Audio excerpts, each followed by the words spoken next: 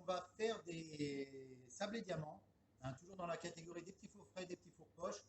On va faire des sablés diamants. Cette recette a la particularité qu'elle va nous servir pour deux choses. Un, pour faire des sablés diamants, dans lequel on va rajouter des raisins, et une autre partie qu'on va garder à côté, qui va nous servir de base ou pour faire des fonds de tarte, ou pour faire des fonds de biscuits, ou pour faire des décors.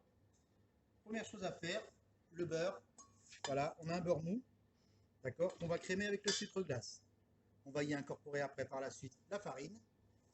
Voilà, et ça va nous faire notre base de diamant. Cette pâte après, comme j'ai dit, on va la diviser en deux et je vais y incorporer les raisins. Particularité aussi de cet appareil, c'est qu'il ne contient pas d'œufs. Donc c'est aussi un avantage dans tout ce qui est pour les allergènes. Quand vous avez des commandes de tartes avec des allergènes ou de petits fours avec des allergènes, il n'y a pas d'œufs. Voilà. Notre diamant, on a pétri, on a mis la farine, on a pétri jusqu'à avoir une pâte. On a divisé, comme j'ai dit, en deux, une partie qui va nous servir pour faire des fonds de tarte. Je l'ai étalé le plus fin possible pour que ça refroidisse assez vite. Et l'autre partie où j'ai incorporé donc les raisins. Donc je fais un petit boudin sur lequel je vais le rouler un petit peu dans le sucre.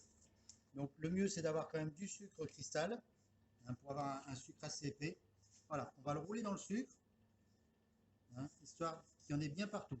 Une fois qu'il est roulé dans le sucre, pareil, on le remet sur un papier film ou un papier cuisson.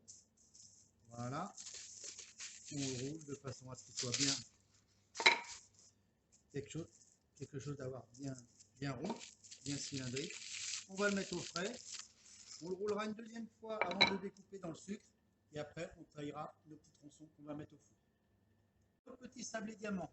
Donc, nous reprenons notre boudin de pâte sablé diamant que nous retournons une deuxième fois dans le sucre cristal. D'accord. Je précise ce que je n'ai pas dit tout à l'heure, c'est que les raisins, donc, on peut mettre aussi bien des raisins de Corinthe, des raisins de Smyrne. Hein. Vous mettez le raisin que vous voulez. Si c'est des raisins de... Après, il faut peut-être les hacher un petit peu. Et surtout, vous pouvez les faire gonfler et les faire revenir un petit peu dans du rhum flambé pour ajouter encore du parfum.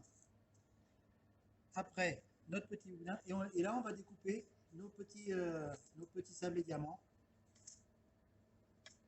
Voilà. Essayez de faire quelque chose de régulier. On prend nos sablés qu'on dispose sur plaque. Et après, ce que vous faites un petit peu avec le pouce, faites un léger petit creux au milieu. Voilà. Comme ça, par la suite, tout à l'heure, on pourra mettre une petite goutte de glace à l'eau pour finaliser le sablé diamant.